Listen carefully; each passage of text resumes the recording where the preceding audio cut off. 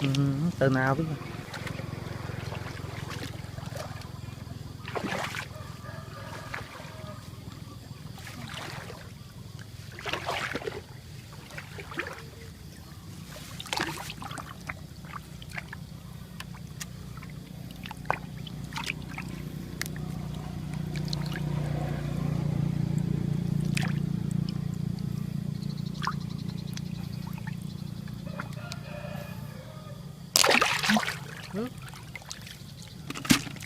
Ngon ngọt trời.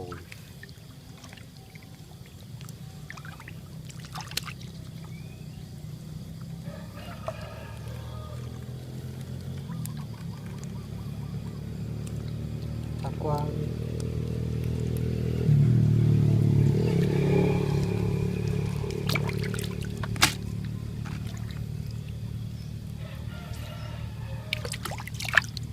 à, kho tại kho làm mau ấy.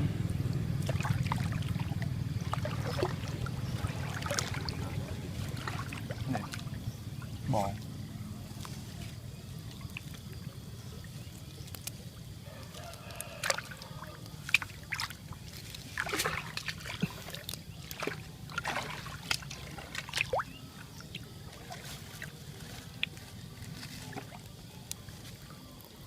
thùng quá. Cái lá nó chọt vào nghi rồi đây thùng thùng.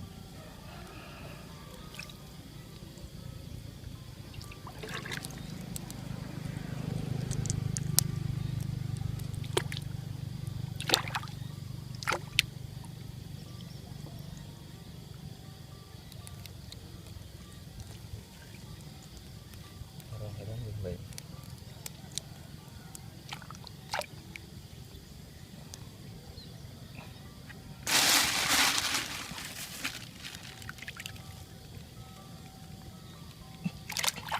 chót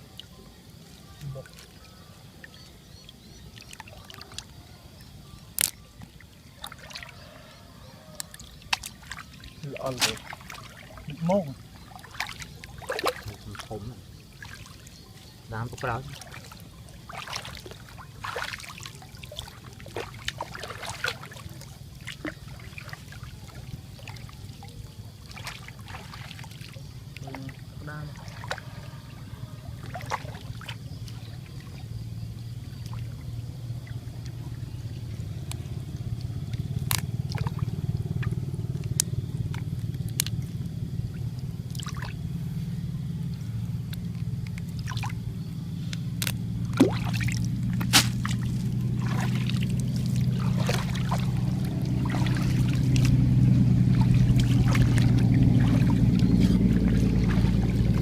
sâu ma nữa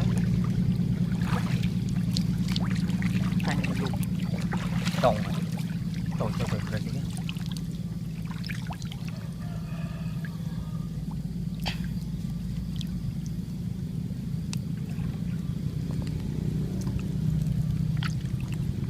Ở tối à này rồi không prep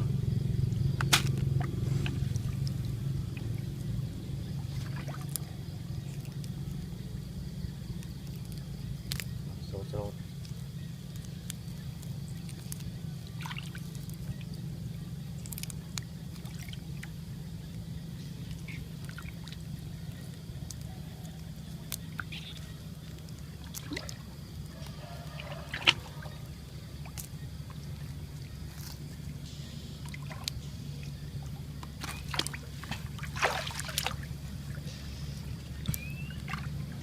sợ khăn nạt thôi. Còn này bỏ hột ở trên quẹt đánh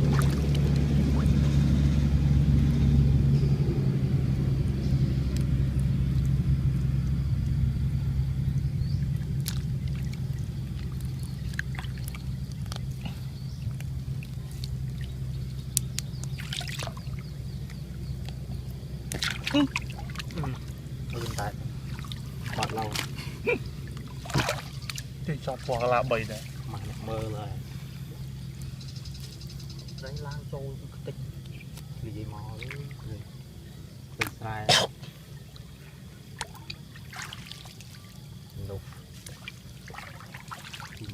lại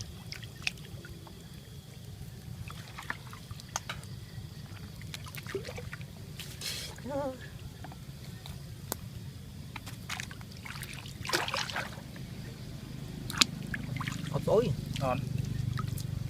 thành răng của prư anh khai thả khăn máu đấy phải cái mơ đấy.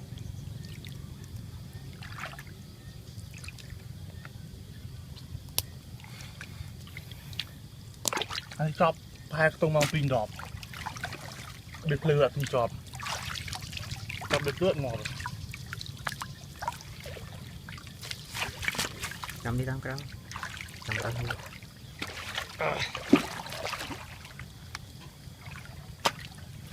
pin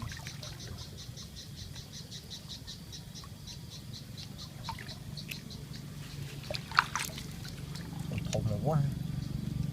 phần này ngọt cho ăn xanh rồi đúng rồi mùi cả lá thì vì xua tròn trai vì thông thục đã bày cả lá vài trái ôi priệt nha chọn tầm nọ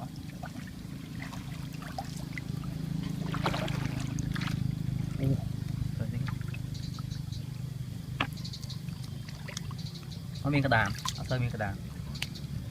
không miền nằm mộc nữa thì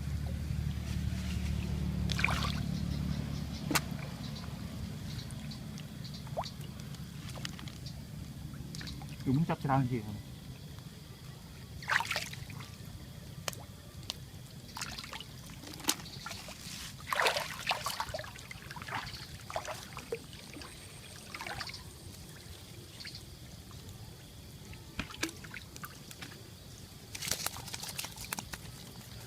lại cho mình chặt tay rồi tân an này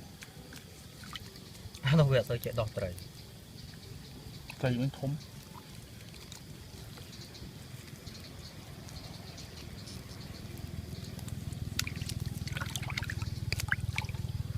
muối rồi đúng không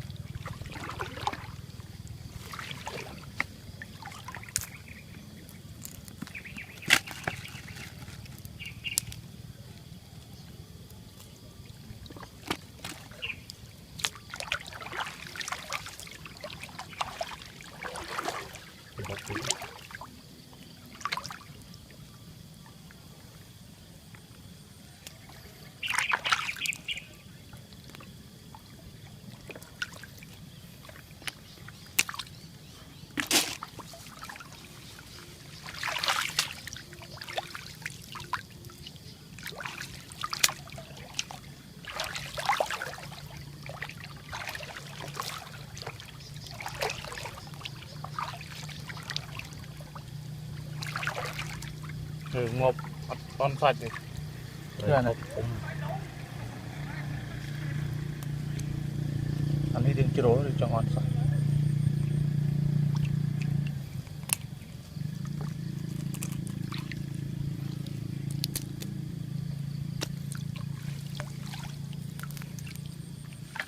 học ly lục mà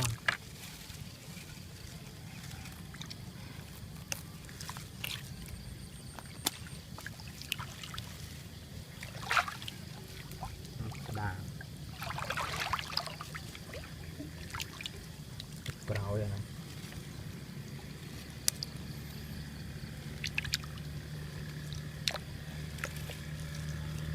xá đi luôn hết đó đã măng như kia rồi sau chọp rồi cái xa đã mùi xa đã nó rồi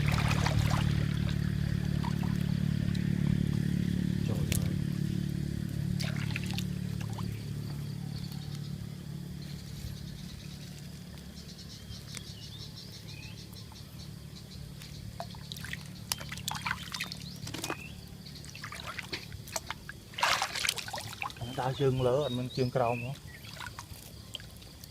chẳng thứ cho mình mới dùng được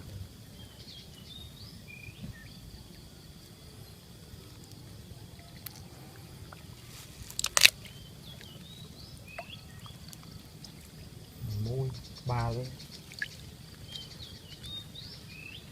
cái thông tiếng bột màu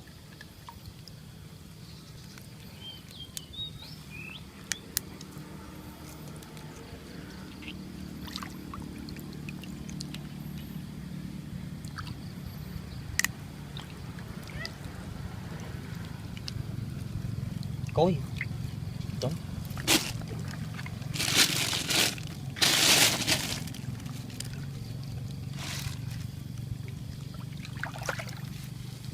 giờ mình train đồ nó cho sao đồng tình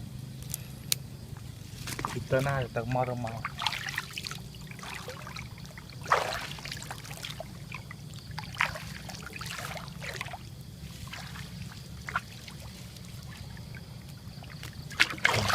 lợn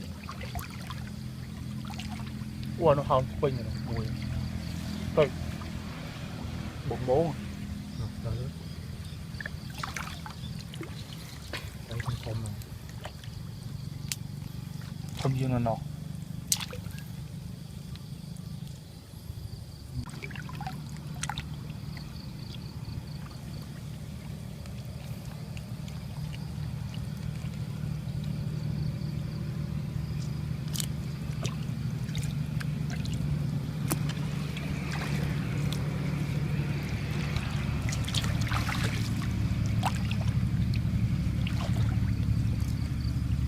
lấy con chính chính liền đó cho này thùng á rồi hai dùng mình đấy là bốn tuồng con cá nó chênh phô uống vô nung đồ nồi á cồn tích bỗng môn chọn tí nhá chọn là các bạn thì đó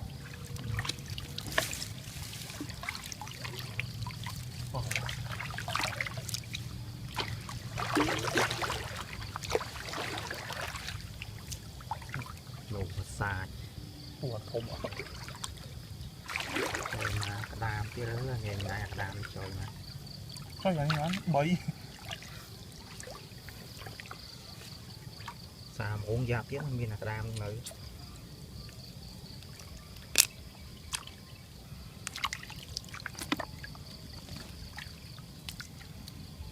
còn tôi nhá mù mù mình nữa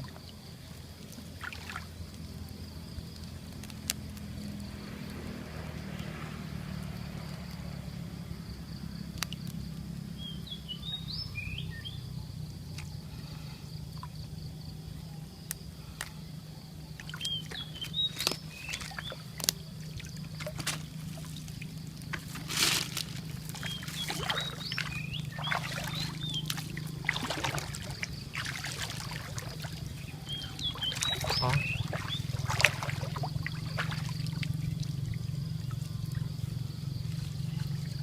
left gần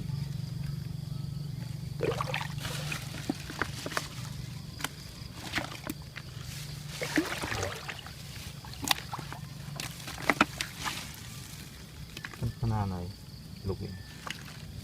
lục